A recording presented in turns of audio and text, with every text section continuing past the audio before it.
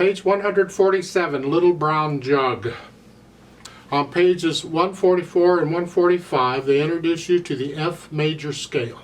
Remember, we've had C major, no sharps or flats. We've had G major as one sharp and F sharp. Now we get F major and it has one flat, a B flat, so it's here. If we follow our pattern for major scales, whole, whole, half, whole, whole, whole, half, for the steps, whole steps and half steps, we get, starting on F, you get whole, whole, half, whole, whole, whole, half. It's an F major scale. Now you need to go to my scale video on F major and do it one octave up and down. Just do the stuff I explain in that video.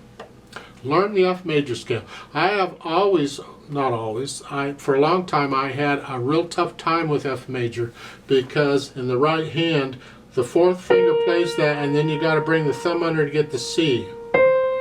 And that was a little stretch for me. You can turn the hand slightly if you have to, but just do the stuff I do in the scale video, and I cover that. It's in the trill exercise and all, we cover that. They're introducing a couple new signs for you, symbols, musical symbols that you'll need to know from now on. Hopefully you understand all the symbols and everything we've covered so far. If you don't, if you've forgotten something, please go back and go through the book again, go through the lessons again, cover everything again. You need to remember all of this. We're just going to keep adding more. We got a bunch more to come. So the first symbol they're adding is an eighth rest, and they show what it looks like up above. If you're drawing it, the little flag, you don't need to put that little circle at the end of the flag. It's a line and a flag, whatever.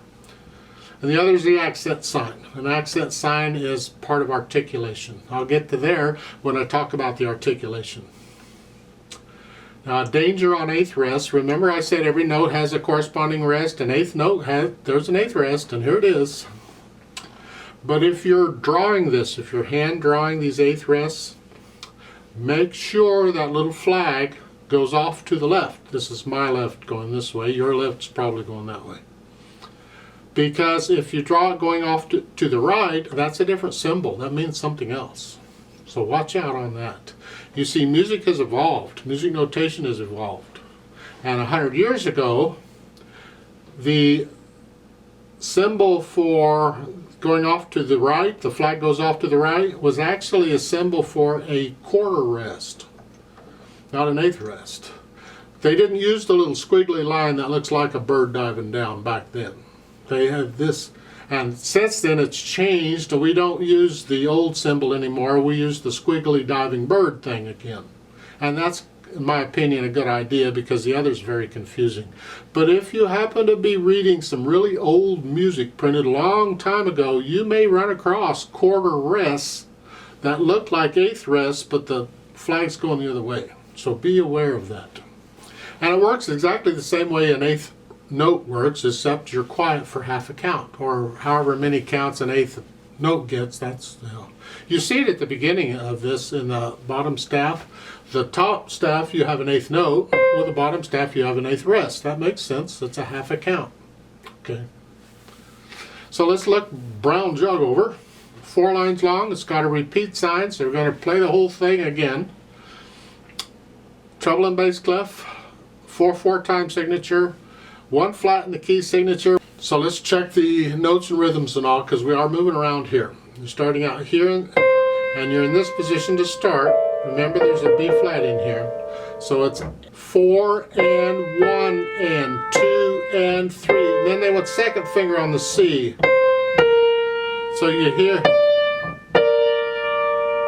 if you have really big hands and fat fingers, that doesn't work. So we adjust the fingering here. Just stay here. Second finger and then here, here. And then if you need to, you can come up to third finger. And then here. You kind of need to do this though. You're stuck here. And then they want you to do a 5-1 or 1-5 on all these in the last measure of the first line. 1-5, 1-5, 1-5. You can do, if you want, you can do a 2-5 here. You keep your hand out here. Otherwise, it's a little awkward because you're up in here. That's a little awkward. You can do that if you need to stay out here, but otherwise go ahead and use the fingering in the book.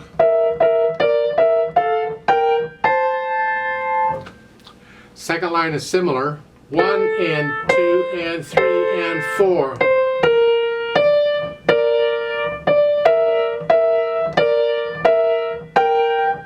It's 1-5 on all these. And then you have an 8th rest at the end of the second line that you come up. So it's 1 and 2 and 3 and 4 and. You're up on the and of 4, and as you come up you move up. And then what you do, use thumb again. I'd prefer not to do that. I don't like it. I want to feel this melody. Do about anything except thumbs. So just cross over and use second finger. And then you can move if you want. Or you can do this. Again, they're repeated notes. We can change fingers. Or here, whichever. I don't know how big your hands are. And then you're back to what they're doing. Last line, same thing. Cross over.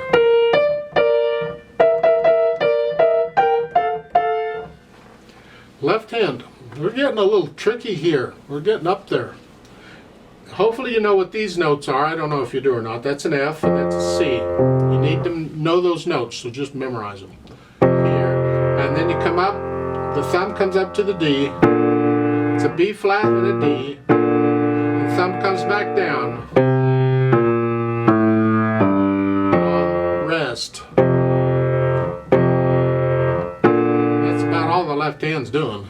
Which is kind of nice because the right hand has a lot to do.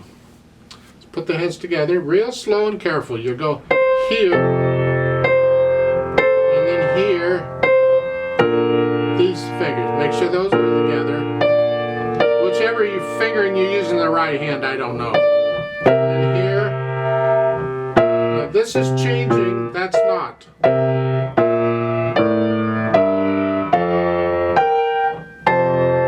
there at the end, you got 4 notes, and then you come down.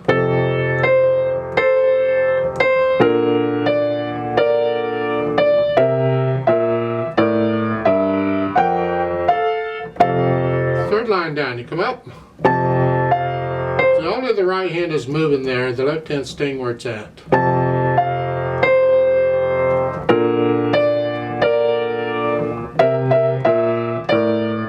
So the last 2 measures in each of these lines is very similar. So once you kind of get that, you've got it. It's the other measures that are changing. So you go through it, put the heads together, and then go through it a few hundred times and get rid of the hesitations. You can go slow if you need to, it's fine, but no hesitations.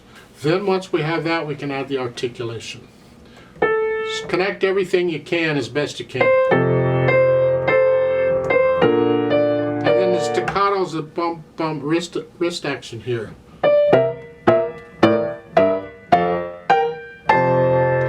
And then you see the little sideways arrow, the accent sign over the half notes at the end of the first line. An accent for piano, an accent means you play it a little louder than normal. Just a little bit, not a lot, just a little louder. A natural accent you feel, this accent you force. And it's louder than a natural accent. So that last, you're boom, you're there. And that's really a piano can't do a true accent. That's our problem. All we can do is play the note a little louder. You see, for a wind instrument or a violin or bowed instrument or something, they can do a true accent because when you play a note, you have the beginning of the note, then you have the middle of the note, and you have the end of the note. Or the attack, the sustain, and the release, whatever you want to call them, I don't care. The point is an accent is only for the beginning of the note or the attack. That's louder, ba, and then the rest of the note's supposed to be the same. So the accent's only at the beginning. Ba.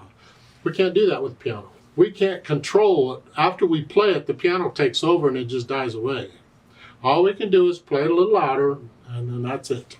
There are stronger accents than this one, so just play it a little louder than normal, wherever you're at. Here, we're going to be loud here. You started out moderately loud and you go up to loud. So that note is actually going to be very loud on that half. Speaking of dynamics, that's melody. Whatever you think moderately loud is, you're going to go up to the loud at the very end. Don't get loud until the very end, the last measure. Here. And then that's very loud. Actually, you could make this note loud, but if you do, that makes this sort of loud.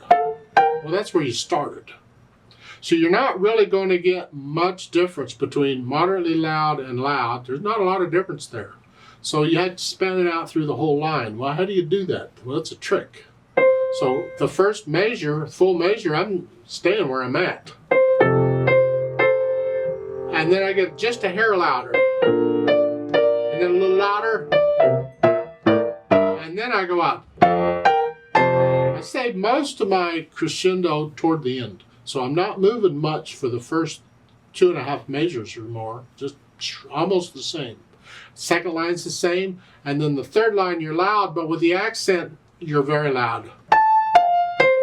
Claps the wrist on these. Don't stiffen up, play with a stiff. Just clap.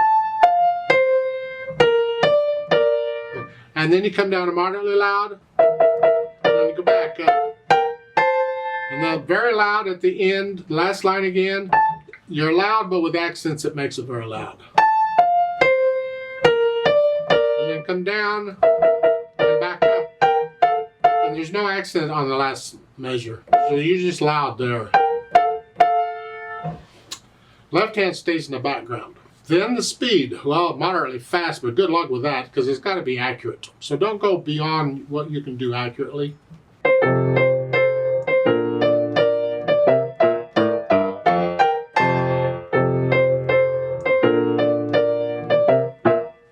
Whatever you can do accurately, that's good enough. It's not fast, it's just moderately fast, sort of fast.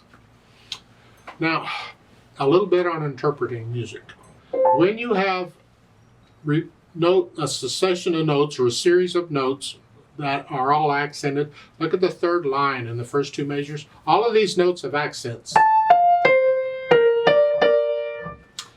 It is one method of interpreting that by slightly separating the notes. You don't have to, it's interpretation. It's just separate. It just helps to bring out the accent a little bit. It means something else is happening other than just playing it louder, because on piano all we can do is play it louder. Although even in band, a lot of conductors will tell the people to separate those accented notes. So I'm going to try that. In addition to very loud, you're playing them technically staccato because they're separated, but it's not a short staccato. You're just separating the notes.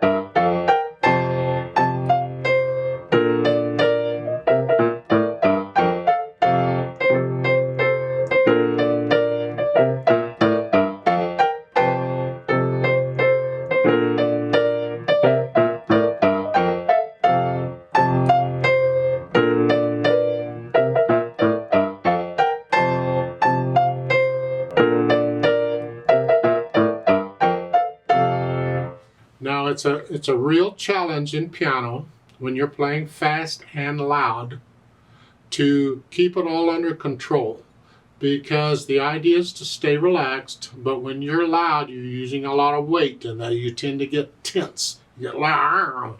Well, when you do that you can't make quick little motions. Like in the last 2 lines, you're very loud here. When you come back down to moderately loud, well, you make sure you're relaxed here because you got to work the wrist here. Bum, bum, bum, bum. Because if you tense up, you're going to, and you can't do that. It doesn't work. So stay relaxed here.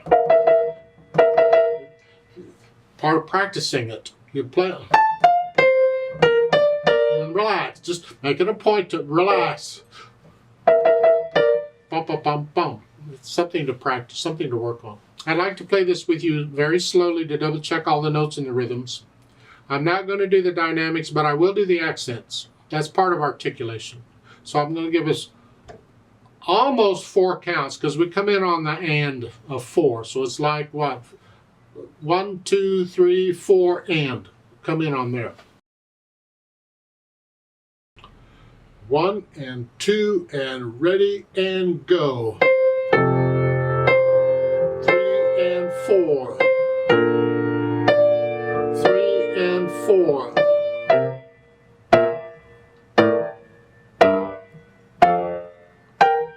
3 and 4 and 4. 3 and 4.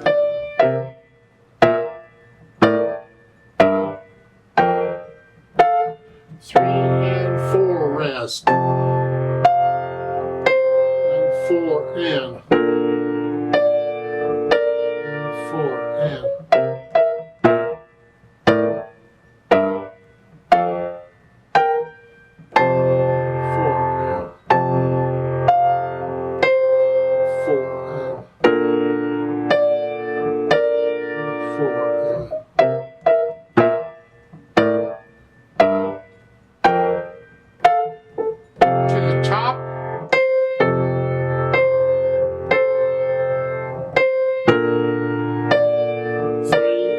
4.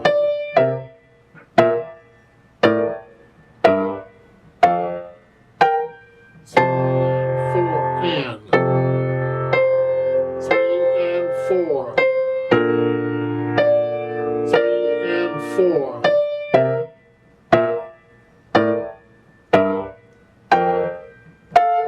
3 and 4 rest.